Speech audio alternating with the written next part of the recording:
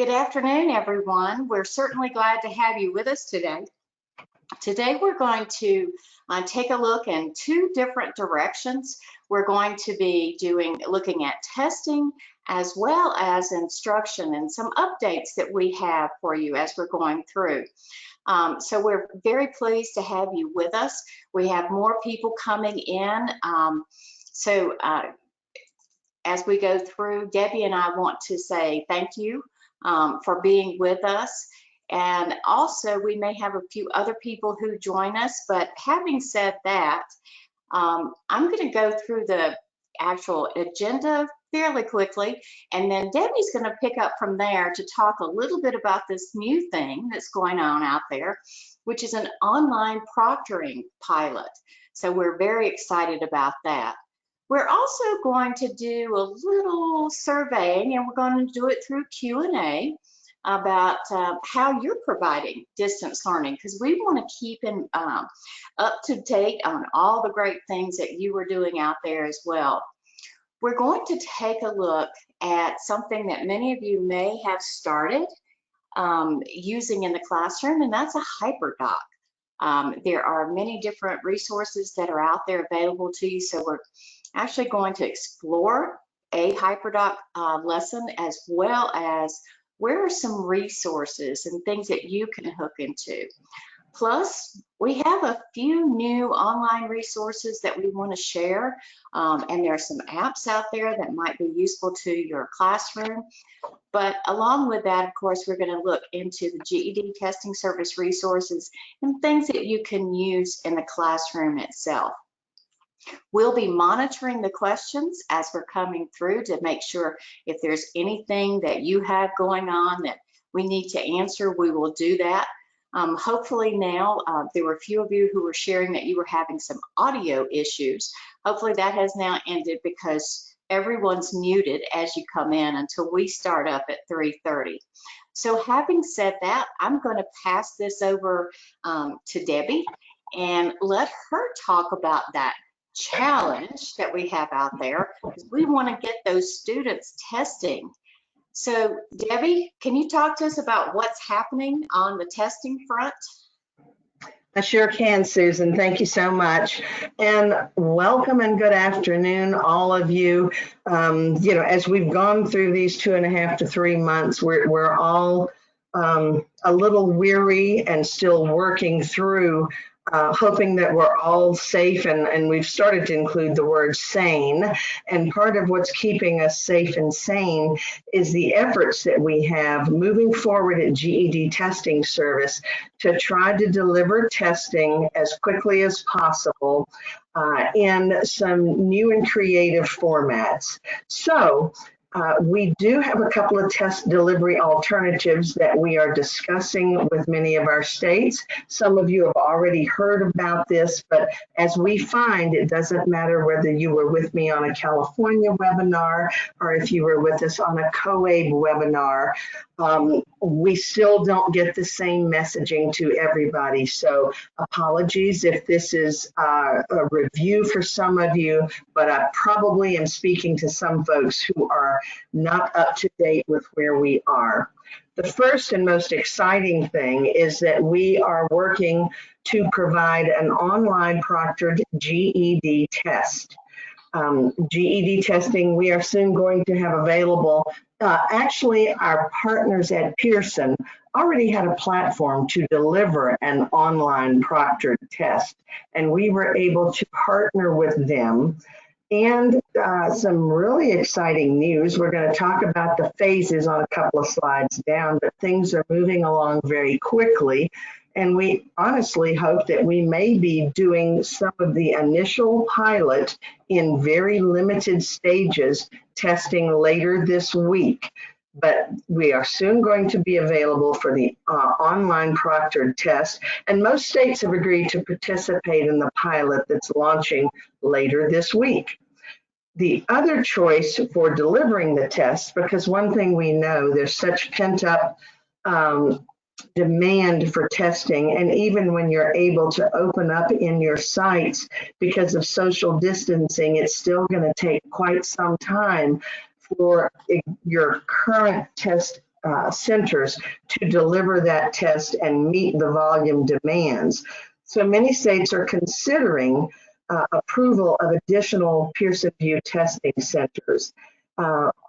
Depending on your state's rules and policies, there may be other Pearson VUE testing centers that states are considering to allow to deliver the test, even if it's temporary or for a limited amount of time, to help as a pressure valve to get people in and to get people tested.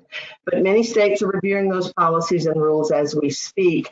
And we know that some states do have the ability to modify their rules during a crisis, and that's what they're considering. So two very exciting things going on. Next.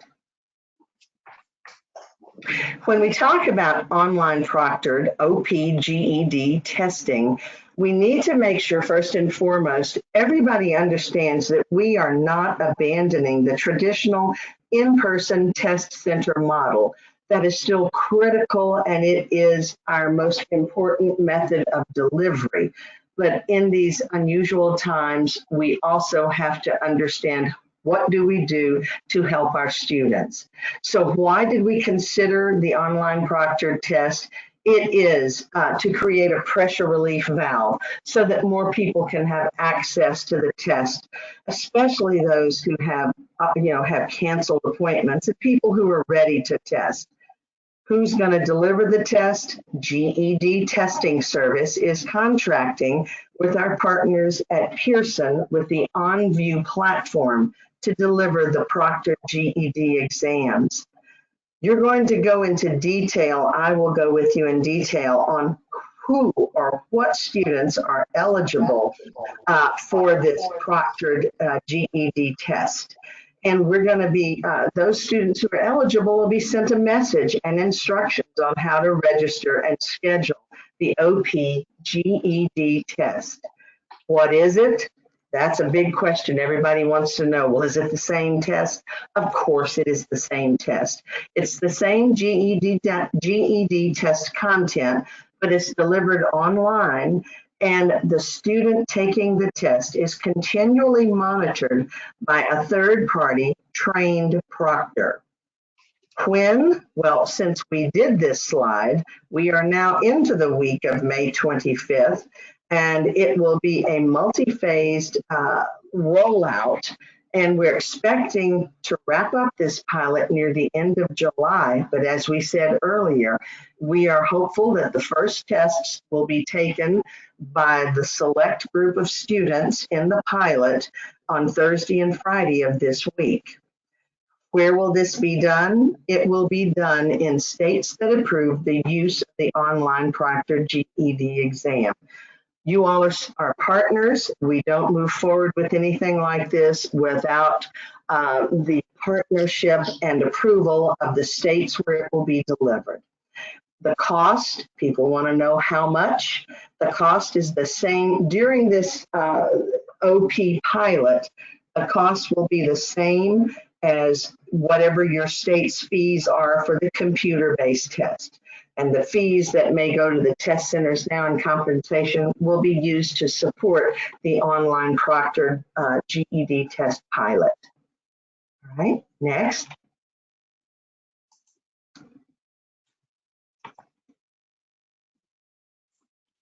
All right, let's talk about the schedule here. We do have 4 phases, and for those of you that have seen this chart that we did for COABE and for OTAN out in California, you will see an arrow between phase 3 and 4, and that's just to let you know that as we move forward and progress is made, we are continually updating our progress and how this will roll out. We will begin the go live feedback period, hopefully this Thursday or Friday, with the first testing to be done. We expect phase 1 to go for about 7 to 10 days. There are only 5 states who are participating, and only the students with canceled appointments who also have a GED Ready green score within the last 60 days will be moved through in phase 1. These are students that we know are ready to test. And honestly, these first 5 to 10 days, the 7 to 10 days, are our chance to make sure that all of the systems work as we expect them to work, because you can plan and plan and plan, but until you actually go live with real-time students taking this test, that's going to be your moment of truth. And so that's what phase 1 is for. Phase 2 will begin right after that. That is when we will invite the eligible students in participating states who have no residency queue. And let me explain what that means. Many states have residency requirements, and we do have a way of checking for residency in the online proctored GED test pilot. And if your state has a residency requirement and you are satisfied with the process for checking for residency in the online proctored test, you are in phase 2. So don't let, if you're a state with a residency requirement, don't let that make you think you're going all the way down to phase 3 or phase 4. So we're going to invite all the eligible students in participating states, and we're going to triage the students that we send through for the testing. The first bucket of test takers will be those who had canceled appointments that were canceled due to the pandemic. The second group that will be allowed to go through are students who have 3 of 4 tests passed and have a GED ready in the green within the last 60 days. And then the fourth bucket will be the state's essential cases. If a state says, hey, we need to make sure the students in this particular workplace area are taken in, we're going to honor those requests from the state. So those are your phase 2 online proctored test pilot scheduling. Phase 3 and 4, let me read what phase 3 is and 4, and I'll tell you how they may flip-flop. But phase 3 means we'll invite all other newly eligible students. In other words, right now we know there are people in there with a GED ready green who have met the eligibility requirements in phase 2. There can be other students going and taking GED readies right now to get in the green. That's who's going in phase 3. Newly eligible students, all GED ready green students in non-Q states. That means states that do not want to personally handle who does and does not take the test. That's what the Q is designed for. That's when those students will go through. They must have a green on GED ready in the past 60 days. Now, when we set up phase 4, that was set up for there are several states, there's not a lot of states, that they wanted a manual residency approval that they administered before students would be allowed to test in online proctoring. Those are the states who would be in phase 4, and they would invite the newly eligible in those states that have a manual approval of residency as a requirement. And the reason those states were in phase 4 is because initially we didn't know how long it would take our development team to build the queue to be able to do that mechanism. We are finding out now that we are very nearly completed with that, and we may be able to let the students in that manual residency queue we may flip phase 3 and phase 4, but that still remains to be seen.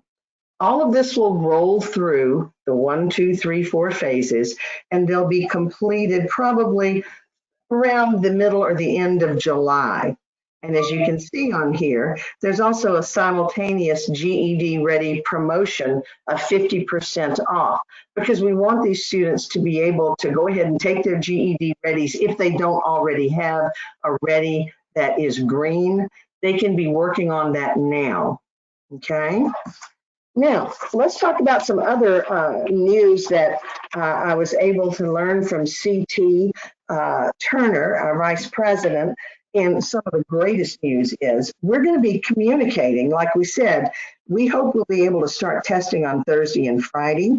We're going to be communicating with category 1, in other words, I said those eligibility requirements of the students in phase 2 later on this week. We're going to be sending them an email saying, hey, get ready. You may be eligible to test soon if you had a canceled appointment. So we send out an email. Our robust database tells us who these students are, and we're communicating by email.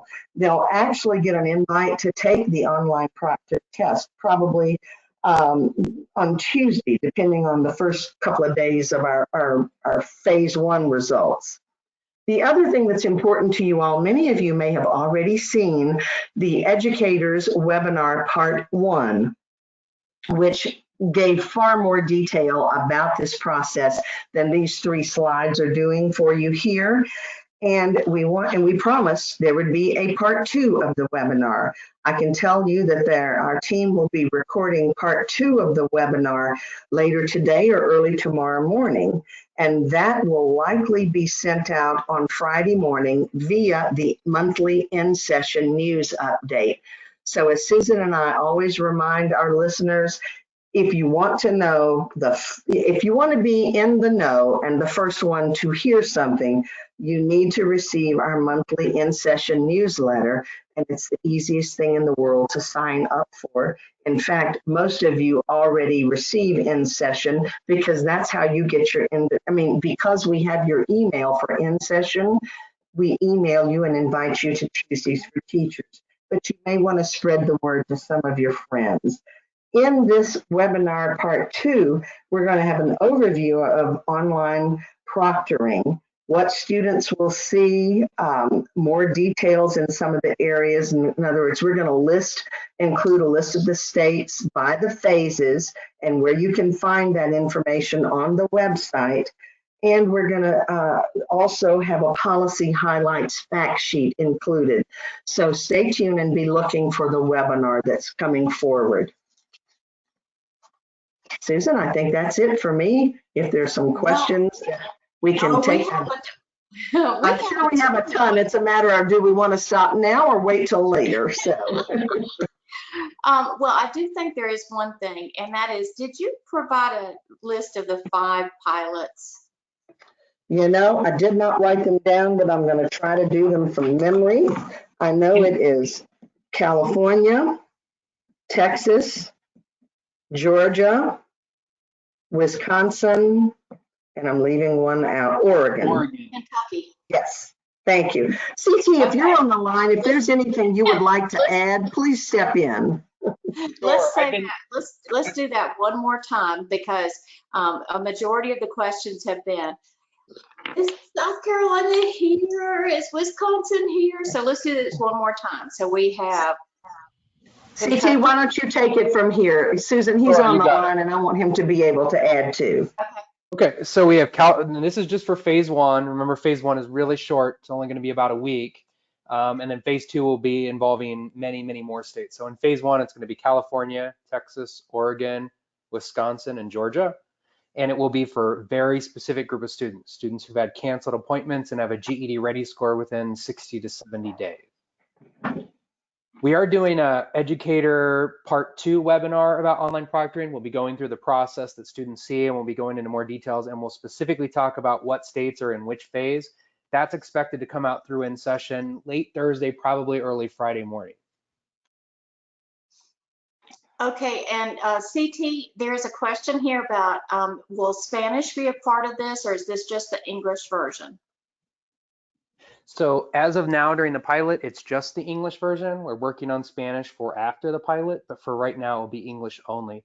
There are some policy differences than you're used to with physical testing for the online proctored pilot.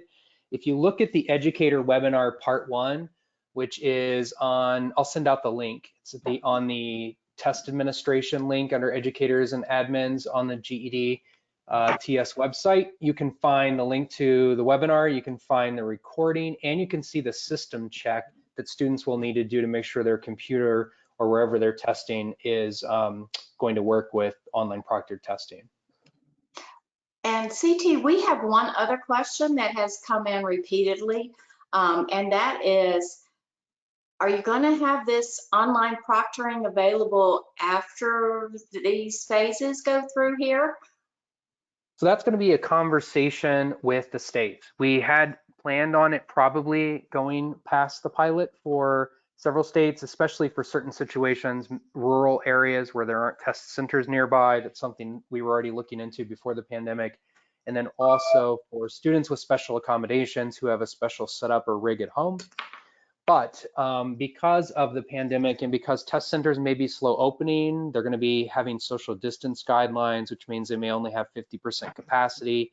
And then some places that run test centers may not reopen for a period of time, even if their state is reopening. We've had that happen in a number of places. And then there are some students that just won't feel comfortable right away. So we anticipate in many states that online proctoring will exist after the pilot, but we're not moving away from physical test centers. This is really just an alternative pathway, and we'll be working with states. And again, the states will make the final determination on that offering. That's good to know. And then I did say that was the last question, but I wasn't correct in saying that, because I think there is one here that we have to address. And the concern is there something within online proctoring where they can handle a person who may need accommodations? Only some accommodations will be able to work during the pilot. And so again, that's covered in that educator part 1, but many accommodations or some accommodations won't be able to be offered during the pilot phase, and same thing for, Spanish testing. And so it's been a sort of a Herculean effort just to get the thing up and running and really get this pressure relief valve out there. So it's not perfect when we're launching it. We're launching it as a pilot. But we do think it'll be, a good resource and a good pathway for students who can't go in a physical test center, and this is holding them back. Okay, and if everyone who's here, if you would take a look in the chat window, and you will see that CT has included the link for that webinar, that you can go in and you can view the recording of it, and you can pick up some of the other materials that are there. One other thing is that please keep in mind as we're going through this that CT is going to be staying with us, and he will be answering some of your questions that you have already placed into the Q&A box. So we will continue to that. After we go through the rest of the presentation, we will come back and we will do another part of Q&A. So don't think that your questions won't get answered. But the other thing we will do too is we'll make sure, because we have all of these questions recorded, that if we don't get an answer today, we will get an answer for that as we're going through. So thank you so much for all the different questions that are coming through. And I have to say, just from another standpoint, is that I am absolutely thrilled to see just how vested everyone is in getting testing back up and running and taking care of your students. It is certainly really appreciated. So again, if they, Marilyn, I know you just asked, you said, I don't see the link. Underneath where on your dashboard on the right hand side of your screen, if you'll look for the word chat and then click the arrow, it opens up so you can see the latest link, and it has the information there. In fact, what we'll try to do before the session is over with is go out to the website and make sure that you know where things are located, and also, because we've had the question, where you can sign up for the in-session as well. So we'll go through and make sure that we take care of that as we're working through it. Okay, so let's talk a little bit as we're moving through now. We're going to go and talk about some things, and I want to ask you some questions first. So we're going to load up those Q&A, the question box, so that you can take a look at, so we can kind of get a feel for what you're doing. So now I have one other comment to make. If you look on your dashboard, you will see where it says handouts, and it has the word 3 next to it. If you will click on that arrow, it will bring up those 3 different handouts. You can download those. All you have to do is click on it and save it to your computer now as we're going through. It's not going to interrupt anything, but you can go ahead and download those. There is one Word document, there are 2 PDF files, and you can download those now. We will have files that will be on the website, on the GED.com, in the webinar archive, if you don't get them now. And we'll talk about some more of those things a little bit later. But first, I want to know, and I think that CT and Debbie and Tico will want to know this as well. How are you staying in touch with your students? Google Voice, Skype? Are you doing Remind? Are you doing WhatsApp? How are you staying connected to your students right now? And if you would, just jot something down into the question box. I see that a lot of different things are popping up. We have Remind is coming up big time. Google Chat, Zoom. Oh my goodness. There's multiple ways. Google Meet is another one that's coming through. So you have a ton of different ways that you are connecting with students. And you know, I think that that is such a wonderful thing to see as we're going through. Okay, I need to see something else. So how are you providing virtual instruction? Not just how do you keep in touch. Do you use WebEx, GoToWebinar like we're on right now, Google Meet, Microsoft Teams, Zoom? What are you using to provide your virtual instruction? Oops. And if you'll just include that in the question box as well. Okay, I see a lot of Zooms in here. Zoom, Zoom, Zoom, just moving right on through. But also I'm seeing other things as well. I am seeing people who are getting in with Google Meet, Google Hangouts, Nearpod. This is really good for us to know as we plan future PD and we're working with different things, the way in which you connect with your students. Okay, one more question. Are your students accessing asynchronous programs? You know, things like Fast Forward or Kaplan or EdReady, Burlington English, GED Academy. I mean, there's a whole host of things out there. What are your students doing for that asynchronous process?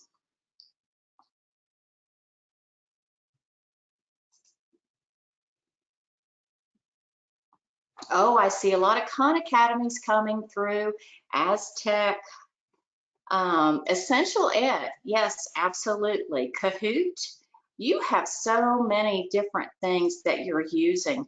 I did see one in there. Oh, IXL, excellent process for many of you to go through. And Cindy, thank you so much for Quizlet. That's another great one for our students as they're out there. So I appreciate you letting us know the different types of things that your student is doing.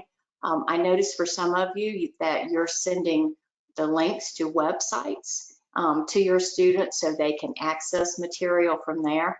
And that is really great to hear as we're going through. So what we're going to do is we're going to talk about developing and delivering lessons.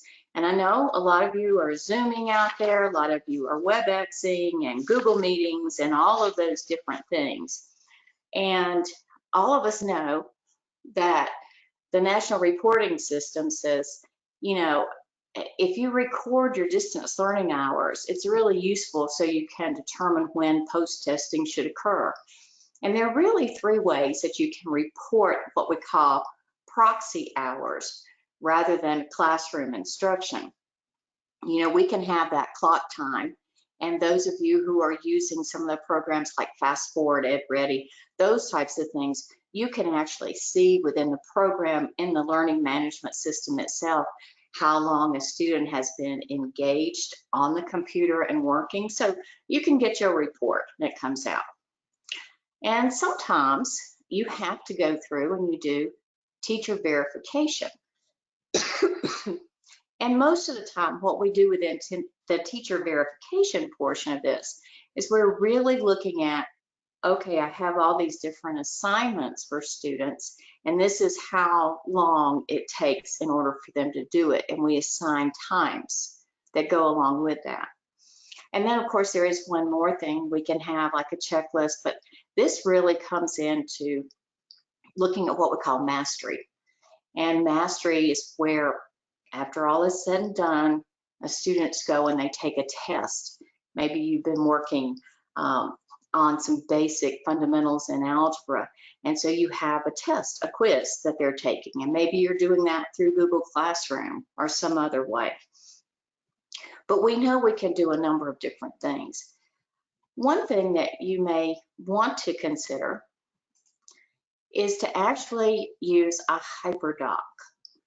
So if you would, this is one more thing I'm going to ask you to do in the Q&A, is just if you're using HyperDocs now, would you put just a yes in there for me? I would really appreciate that, because we want to get a feel for how people are doing things. For those of you who are like so many of us and you took a crash course in how to work with distance learning, HyperDocs may be a term you've heard, but maybe it's not something that you've worked with. And so what does it really mean? Well, a hyper as in hyperlink, and a doc as in a Google Doc, but it doesn't have to be Google Doc. I'll be the first one to tell you that I'm an old-time Word person, and so Google Docs is still a little of a challenge for me in certain areas because I want it to do some of the same things that Word does. But it's a whole lot more than that. On the right-hand side, you're actually looking at what is basically a template for putting together a HyperDoc. So you can see that what we're trying to do is push that student more than just, I'm working on, a couple problems here. I'm actually digging a little deeper into the content itself. But I don't want you to get overwhelmed by how this may look, because the process is not that difficult once you've gone through and done one. And also there are so many that are out there on the web and available for you to access. So if you would, just take a minute to look at the difference between a HyperDoc and a doc that has hyperlinks. What you notice is that doc with the hyperlinks is, we're just trying to get them to go to a specific site. We're not looking at much in the terms of creativity within this.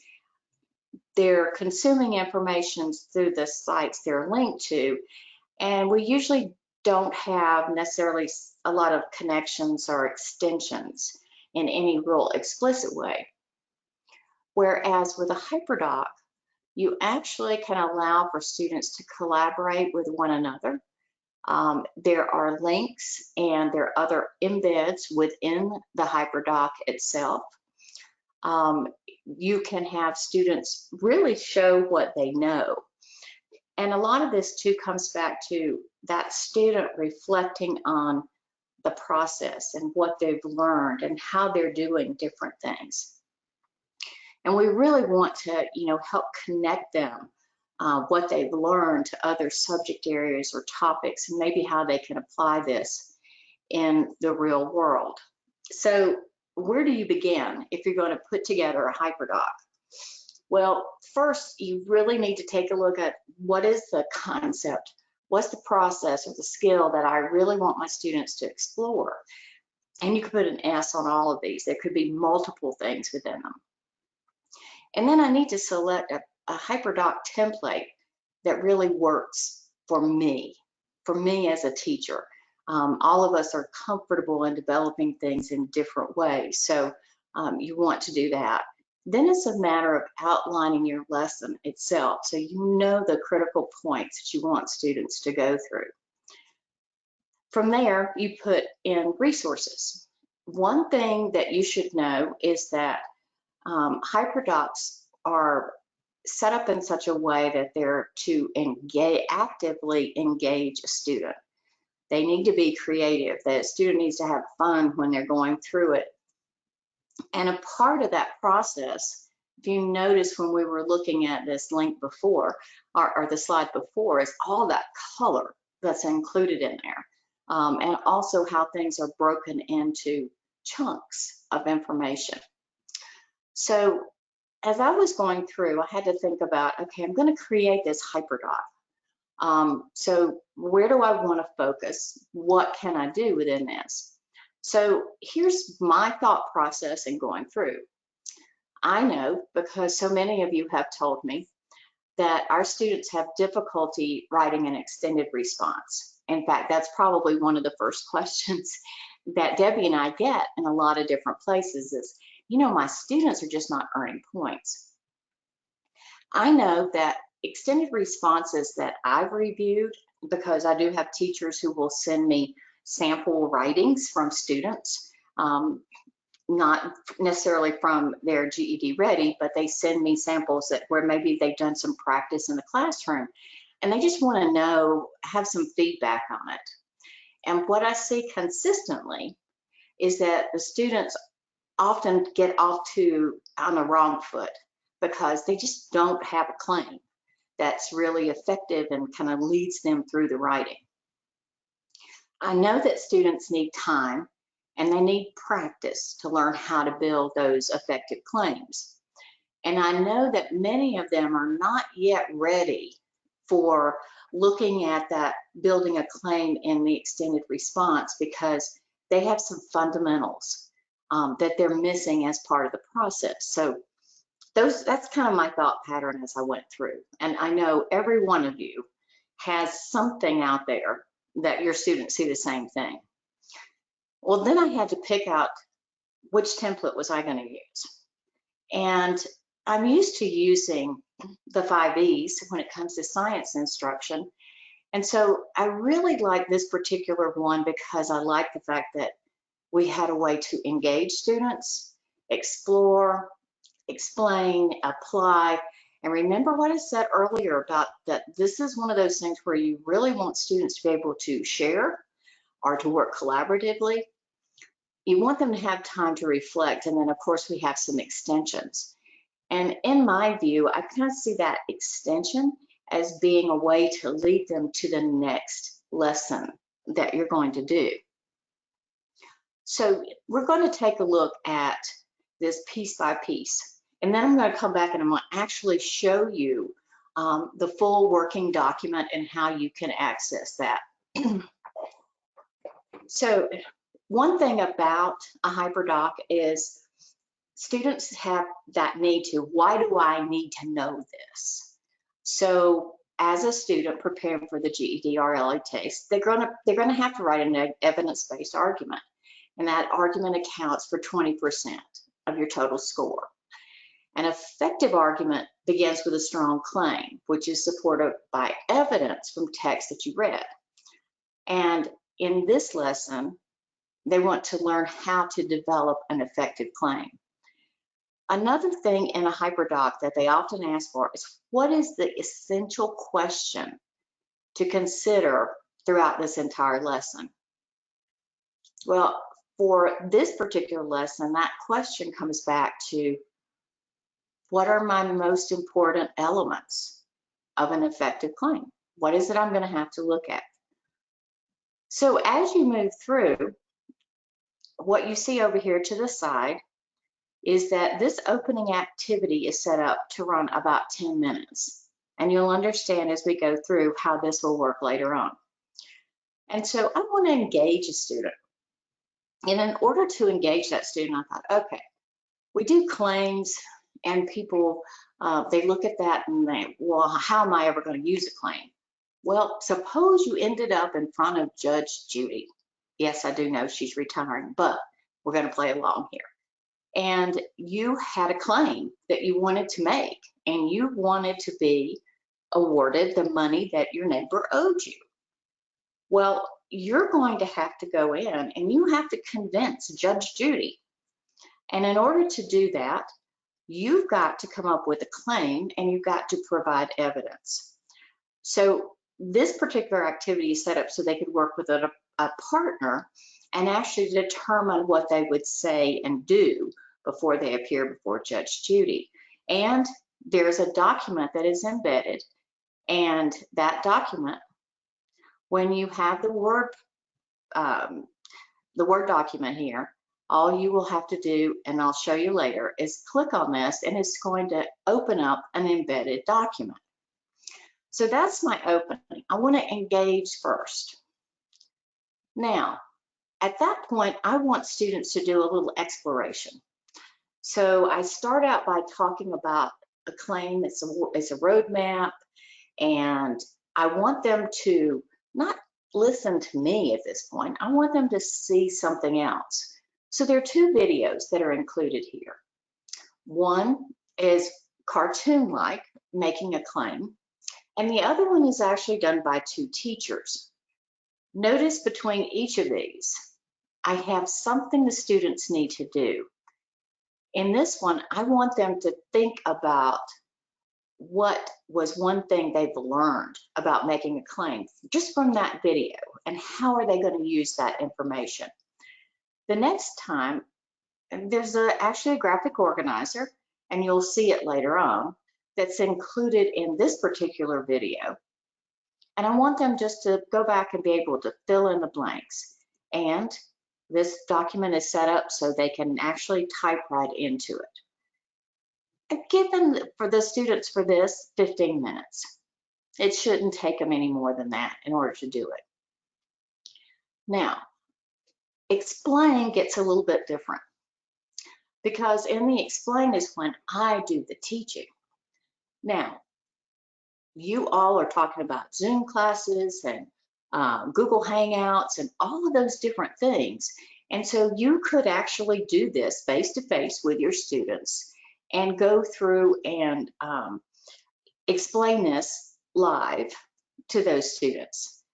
But to help you, what I've done is I've built a video lesson just using PowerPoint, inserting audio, and you have the slides and you can convert it over to a video itself. And I'll show you that in just a little bit. But again, for the student, all the student would have to do is actually click on this and it starts working. And for this, because this particular video here runs about 11 minutes, I've actually awarded 15.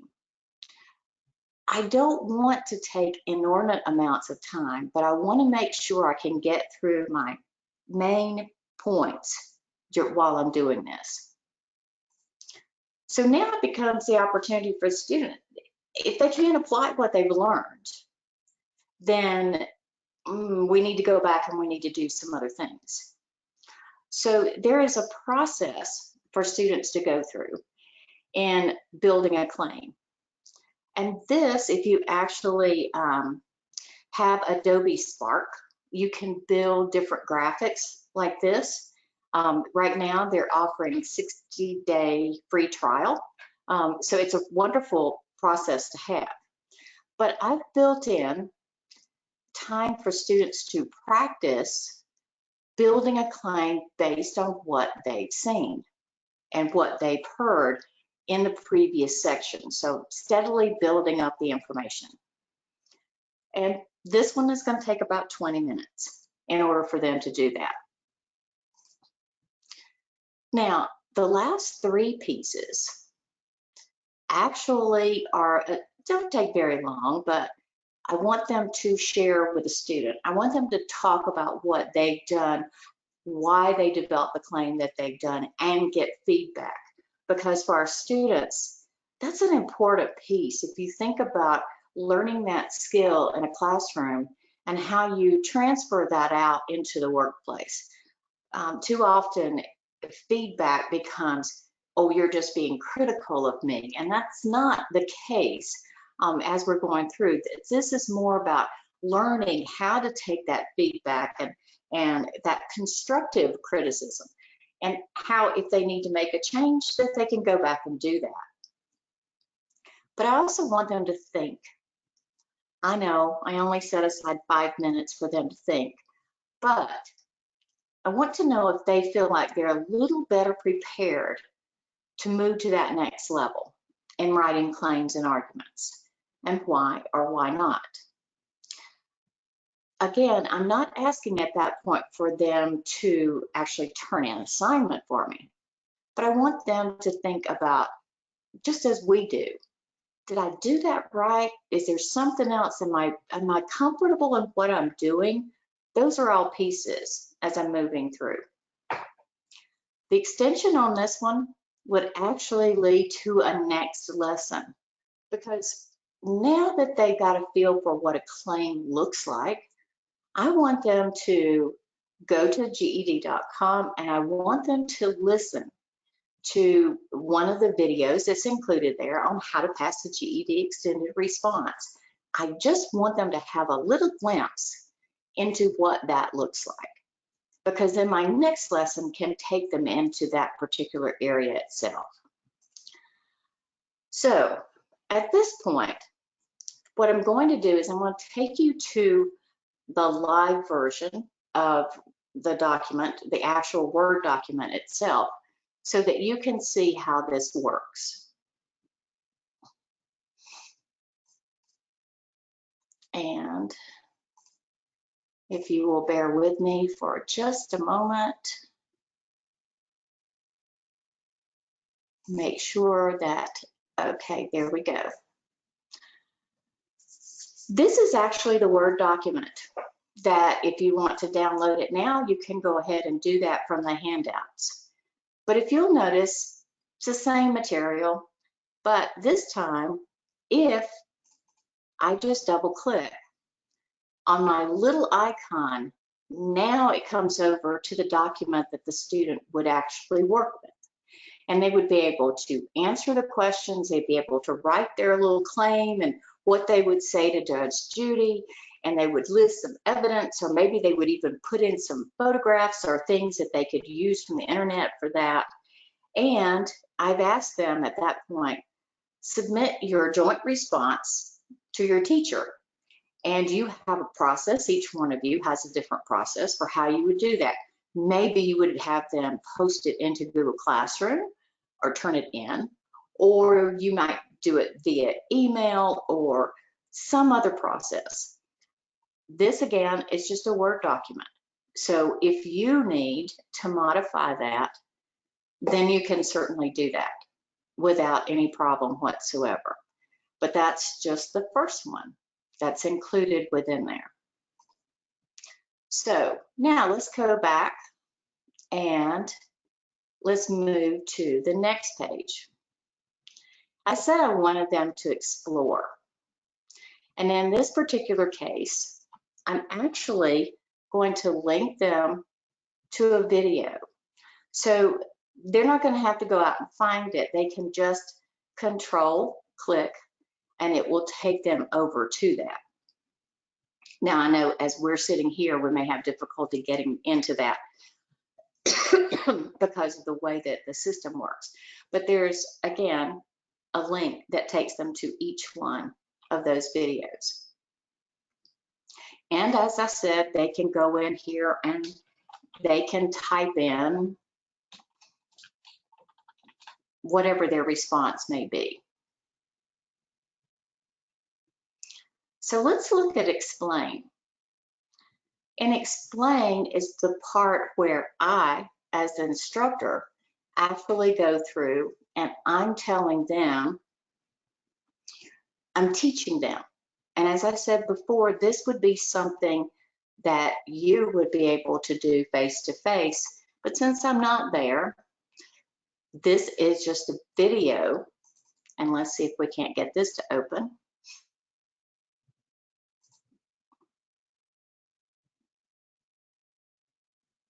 Now that you have had a chance to do something that's really well about making a claim, I'm going to spend a little bit more time digging a little deeper into the process.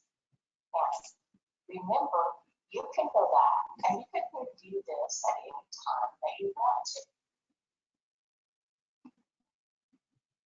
Think of that. If someone asks you why you bought or rented the home in which you live, you might say, it was a perfect location. It fit my family's needs. So that gives you an idea. The actual video will go through and it will play automatically. You don't have to click on any links or anything. It will move straight through the full 11 minutes. And it has animations and all the different things that are already included in it.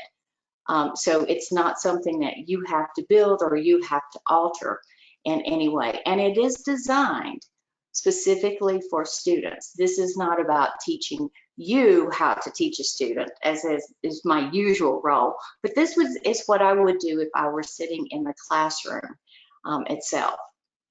So now I've come down to the part where I have to apply. And once again, embedded in the document is their practice time. And it should pop up for you to view. So in their practice time, what I'm asking them to do is build a claim. Now, I know because you're going to say, oh, but that's opinion and that's not what we do on the GED test. No, it is not what we do on the GED test. However, remember when I said earlier that we're talking about the fundamentals here. I need to get my students to be able to kind of toddle along first before I have them trying to run a marathon. So first we're going to start out with something with which they're familiar, real life situations, and yes, it will be what their thoughts, their opinions may be on a given thing. So they can pick one of those questions or statements. They're going to do what's called a PRE chart, where they take a position, they give reasons, and they provide evidence. And all of that is actually included in that PowerPoint video that we just went over and accessed. From there, they're going to take that information and they're going to build their claim. At that point, they'll turn in their work for review by their instructor itself. So that gives you an idea of the types of things that are included in here. And again, we have another link that we come in as we're working through and we go to watch that last video that's included there. So hopefully this will be helpful to all of you who are out there and you're trying to work on a number of different activities with students. And, you know, this can be a lesson that you have, excuse me, that you can do, and it is all inclusive. The total run time for the entire HyperDoc to go through all the activities and do the practice is right at 80 minutes. So that, again, would be how you calculate your proxy time, but it's all calculated for you. So I'm going to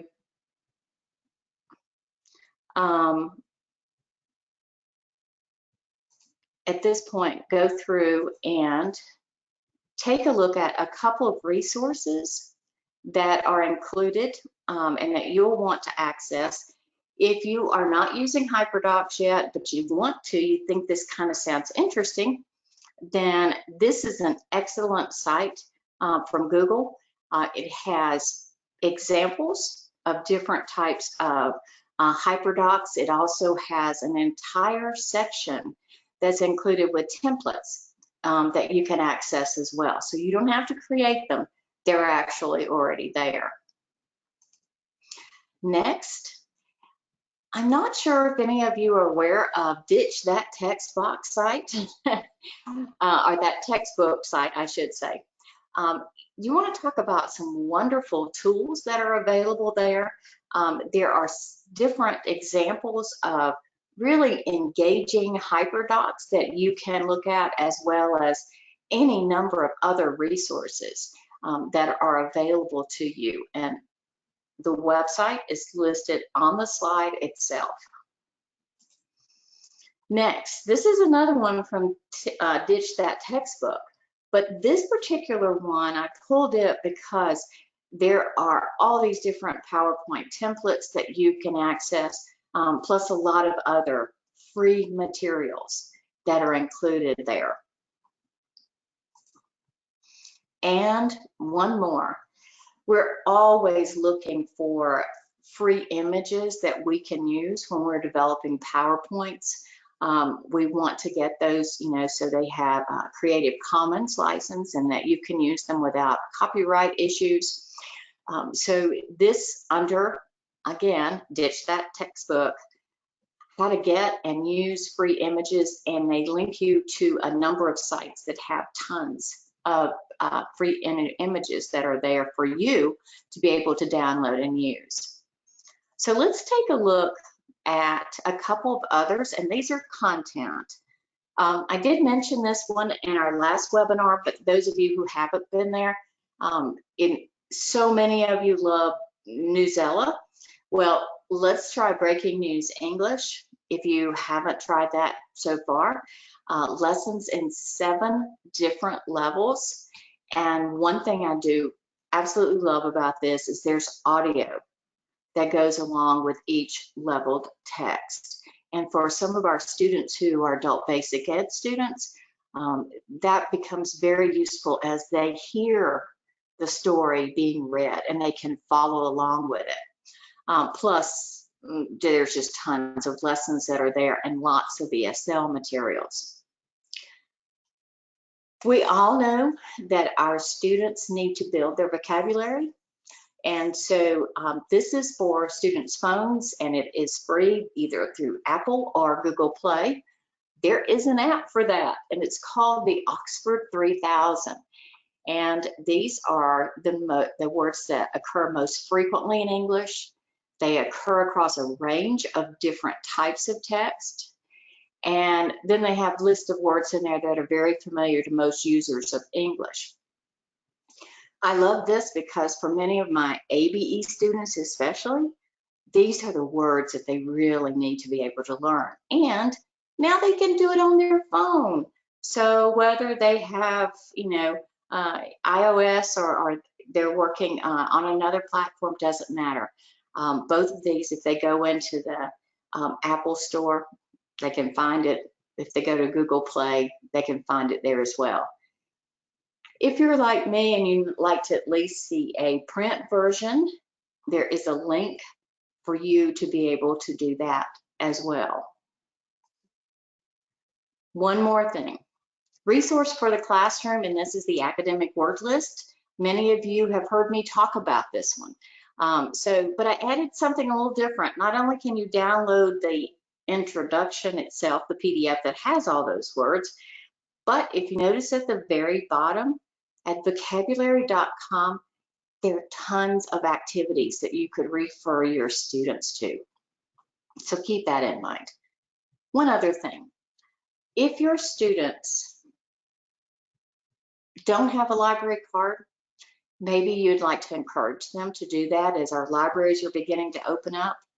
But one thing we want to try to do with all of our students, because we know it helps when it comes to working with and preparing for the GED test, we want our students to read more. And Kindle and using their different Kindle books and ebooks and all of those things are fine, except for when you have to buy them. So if they can download to their phones Libby, which is an app that is in both Google Play and the Apple Store, and they have a library card for their area, then they'll be able to download books. And if we could get students to start reading, that would be a wonderful thing. From the GED resources, let's take a look at, make sure that you haven't forgotten about all you have to do, educators and admins, you do not have to sign up for this one. You just click on it and move on over. And the professional development training, this training, will be posted in this resource. So make sure you hook onto those. And I think we're going to go out to the GED website right now. Okay, so CT, I'm going to ask you if you will point me in the right directions to get to the webinar that you were talking about.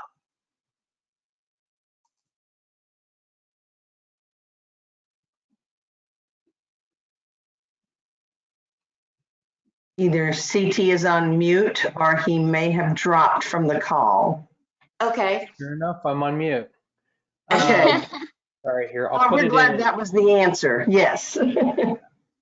Okay, so I think I did what I was supposed to do, correct? Under test administration, and it just popped up. I'm actually not even looking at the webinar. I'm answering questions frantically. Yes, under test administration, there's a top line that says online proctored GED test pilot. And what you'll see there is the full system check. So that's what a student or you can do to see if your system's working and ready to take the GED test online through the online proctored. The webinar's there, the slide deck is there. And just as a reminder, there's a password required for the webinar. It's just in the copy right above. It's that 2N plus those weird symbols right up above there. Okay, so keep in mind, folks, that you can go out there, take a look at the webinar. Yes, it does need a password, but by George, look right up top and there's that password that you can go through and access from there. So one other thing is, if you want, all you have to do is scroll down to the bottom of that page and it says in-session educator newsletter. Sign up. Yes. So if you can go in and hopefully you'll want to sign up for this, I guarantee you it's painless, but it provides you with a lot of different information as you're going through. So let's see. I think we have, oops, let me get back over to the PowerPoint.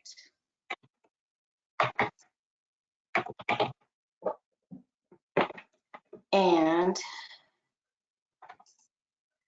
remember that we always have the resources to guide instruction, our high impact indicators. You have a way in order to access those as you're going through. And for those of you who were not able to attend our session back in March, we had a lot of different materials that were there, a lot of links and programs that you could access. So please make sure that you go back and do that as well. And just as one nice little thing to promote here, Light and Salt Learning, which has lots of YouTube videos, that is developed by one of your own, one of the GED instructors from the great state of Arizona. And she has done a tremendous job with that. And then last but not least, please, if you have a chance, join our Facebook group for educators. This is not one for students, this is for educators. So if you could go in and join with that, we saw some increase in our numbers this last time and we would like to see more. One more item. So that if you want to access the HyperDoc, now I have not loaded it yet, so don't jump over there quickly, but I have a GED PD class, Google Classroom, and I keep a lot of materials that are that I use within that. And so that HyperDoc will also be posted in the classroom. And if you take a look here, you can see the code to that particular classroom. So if you want to jot that down, then you'll be able to go through and just go to the Google Classroom app and then just join. It'll ask you about joining a classroom. And this is the code in order to join my GED PD. So, and like I said, I will have the HyperDoc in there later this afternoon. for you to be able to do that. So I know that for many of you, as we're going through, we still have a lot of questions, but one last reminder, remember to take care of yourself. I know all of you have been working really, really hard in converting over to distance learning and doing all of those different things. So remember to take a few minutes just for you. And if you do that, just breathe sometimes, support yourself, and do something different as you're moving through. So Debbie, let's have the questions because I'm sure we have a few.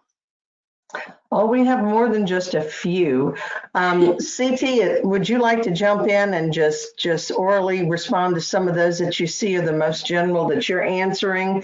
I have a couple here. I'll do a couple that I see, and then I can give you a chance to look at some of yours.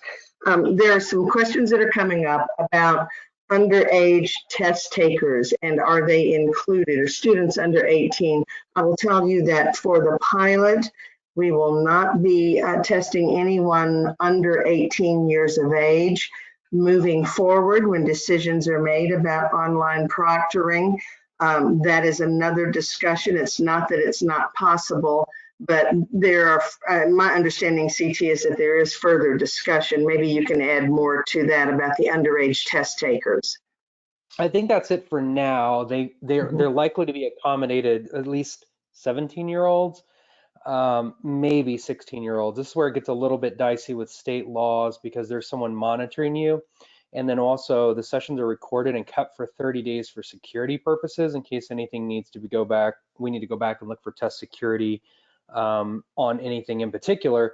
And so states will kind of determine this, but there is a process to allow students to do that. There has to be a parent or guardian actually on screen signing off on them testing at that time, but it's kind of too early at this point in time. So I'd say just don't worry about during the pilot. Unfortunately, it will be 18 and over. We'll share more details about how things will change on the policy front after the pilot as we get a little bit closer. I would just encourage everyone to, again, look at that webinar, the part 1 webinar for online proctoring. It spells out in detail any policy differences from traditional test centers to the online proctored pilot, and this is one of them, would be the age piece. CT, another one that comes up, and I know you've answered it in a couple of places, but it might do well.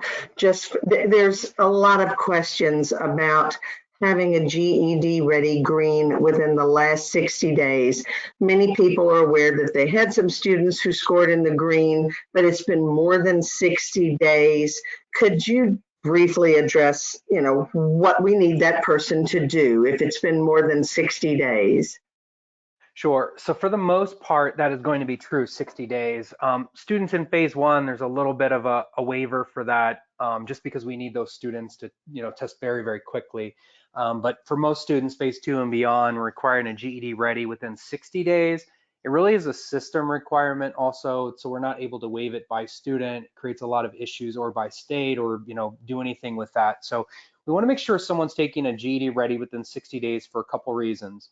One of those is because one of the policy differences is we're not allowing students to retest on online OP. So if a student tests in a test center and they're taking a retake on OP, that's fine. But if they're taking a test on OP, they wouldn't be allowed to retake another test on OP. They would have to wait to go back into a test center.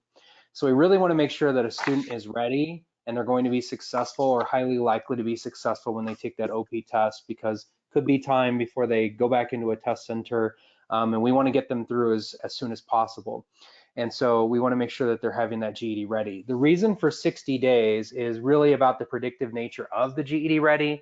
So the assessment teams looked at that several times. It's most accurate within 30 days, and then it's predictability on how a student will fare on the actual test drops precipitously after 60 days. And so we want to make sure that's the kind of farthest out. We want a student to have that GED ready green. Thanks, CT.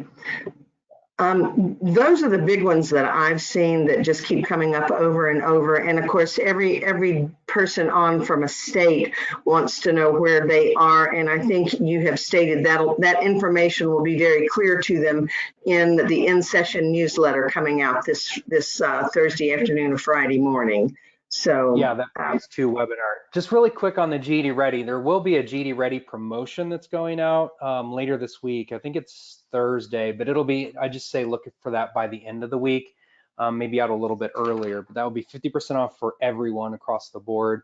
There are some students, so students that have had canceled appointments over the past couple of months due to COVID. Many of them who are going to be eligible for online proctored will receive free GED Ready vouchers. Just because they had a canceled appointment. So some students may get free GED Ready vouchers, but for the most part, be able to take advantage of that 50% off promotion. And I had one other question that I saw that came through from a state, and it occurred to me. Someone asked the question that doesn't the GED Ready have to be proctored? And it occurred to me that person may have come from a state. There are a couple of 3 states that have requirements for their students because they pay for the test. The state may be paying for the test, and they have some rules about when a student, when they will accept a GED Ready score and they must come into a test center. If you're in one of those states, certainly that still holds true. But the majority of states and the majority of test takers are in areas where the GED Ready is just openly accessible from a student at any time, anywhere. So, yeah, in answer to that question. There was also a question about why some states are in Part 4 in the residency. I think we chatted a little bit about that, but just to reiterate, because that came in a number of times, is those states are requiring physical like document checks. And so they'll have a process in place where students will have to submit documentation to show that they're actual resident of those states. Usually those are for states that have some kind of subsidy. Not always. There are some states with subsidies that are not requiring this. So don't get me wrong. Again, check the Part 2 webinar that's coming out Friday morning to get more details on this. But for the most part, that's what that residency check is, just a more detailed check to prove residency that will be required by the state. CT, there is one question that was included in here, and it deals with if you were to happen to have someone who is 17 and meets all the other requirements and is actually waiting on scores to be able to go into the military. Are there any things that they can do there, or is that student just going to need to wait? It's going to be very tough. I think the answer is they're going to have to wait unless something happens during the pilot. What I would say is there's a case for sort of special circumstances. This one is going to be a little more outside of that, but every state will have kind of a list of some special circumstances. So I would encourage them to talk with their GED administrator and then just kind of keep monitoring that, because that may change over time for a few students, but for the most part, that will be true. Okay, because I'm sure that we do have some students out there in that situation at this point, since it's been such a while. So thank you.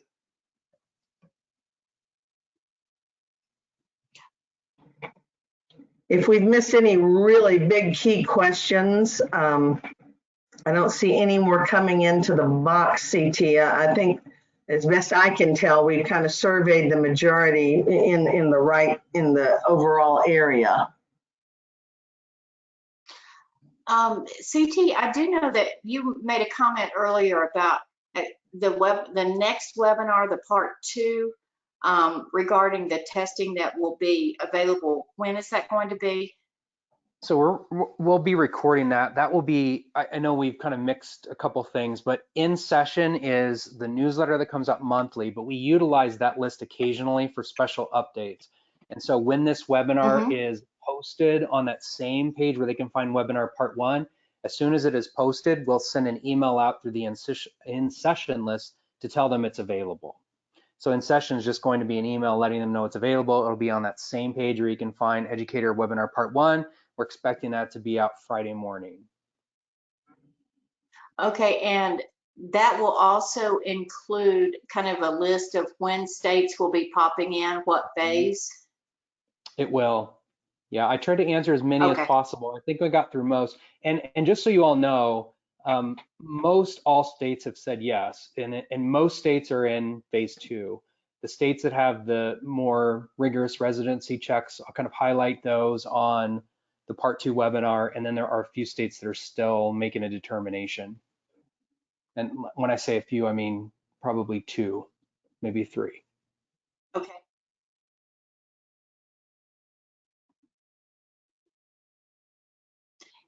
And we had some questions coming in that want to access the HyperDoc. And so what you see on your screen now is how you can get that. As I said before, it's not posted there yet, but I will have it there in just a little while. So you'll be able to access that before they actually have a chance to do that on the GED.com, because we have to make a couple of changes to accommodate that. One more question came in.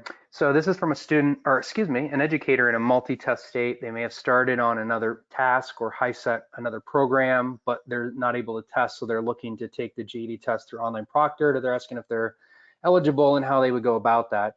So if the state has approved it, again, most states have, even in those multi-test states. So a student would still need to get a GED Ready Green. So I would encourage them to first go on, get a GED.com account. They can get their GED Ready, just take a GED Ready test. There, it will pop up on their scores, and then when they have their GED Green results, when it comes to that phase when students are starting to be eligible, new students who receive a GED Ready Green, they'll get the invitation or be eligible for online proctored.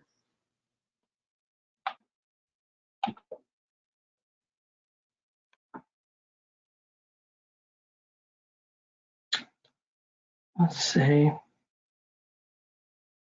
CT, here's one. Let me read it to you because I'm not sure. I know you are so in the weeds with this. I know you can answer this.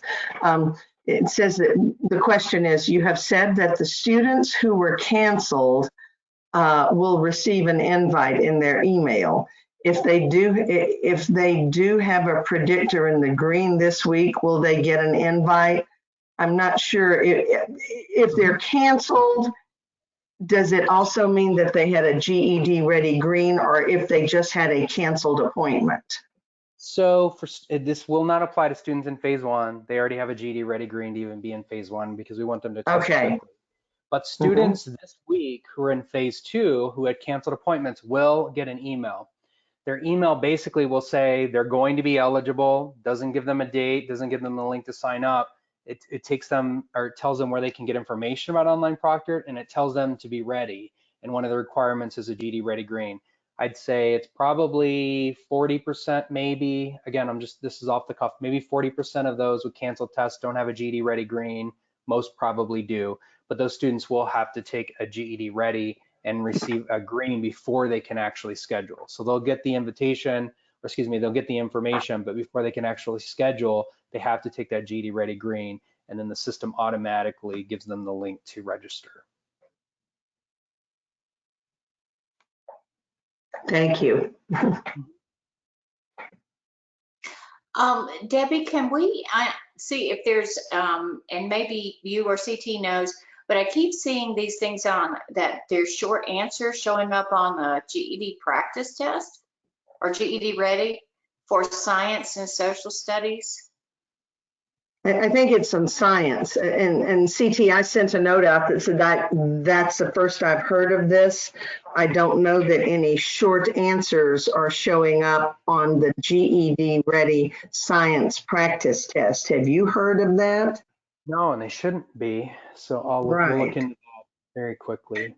I had asked one of the people to send an email directly to me so you and I can check with the content experts and see if they have what they can tell us. Okay. So good, that helps me because that's the same answer I thought. There should be no short answers in the test. Those short answers somebody else was asking, they were removed 2 years ago. Yeah, and someone asked if there was an official Also, document. I noticed that. Right. Go ahead, Susan. I noticed that someone made a comment that maybe it's the free practice test, so we might have something that's included there, but I'm just not aware of anything. Okay, so that is the case, actually. So there are two reasons for that. You're right, it's not on GED Ready, but it is on the free practice test because those items could come back someday, not next year, but maybe down the road. They didn't want to take them out of the free practice test, and for a while they were on the international version of the GED test after they were removed from the US version. So they're not on the GED Ready, but yes, they are as a sample item on the free practice test.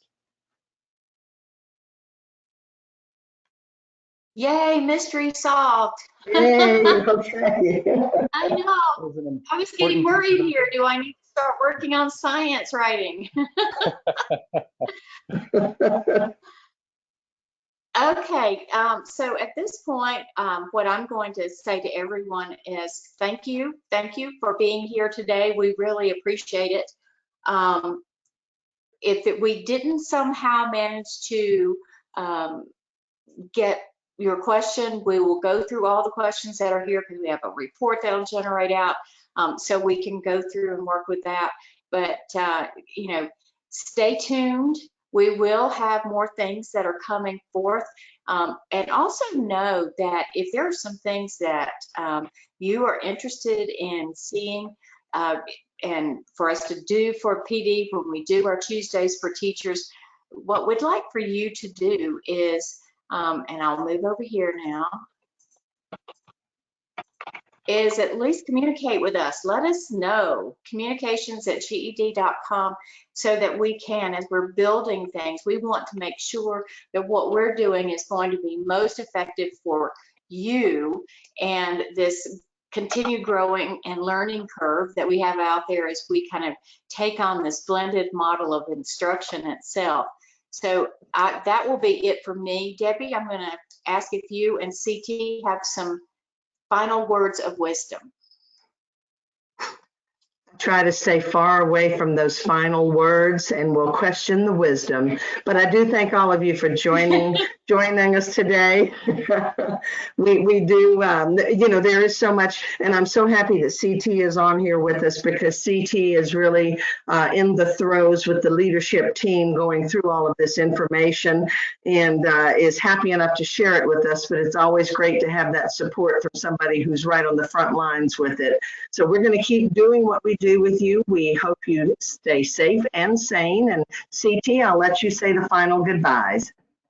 Oh, thanks for being a part of this. I'm glad to be on. I know things are moving fast and furious, and we would love to do it at a little slower pace and have more documentation, but we all feel the pressure, I think, to make sure some students have options to get their GED credential because it could be standing between them and a job or them in healthcare, and we know how important this is. So bear with us. We're kind of making the sausage with you.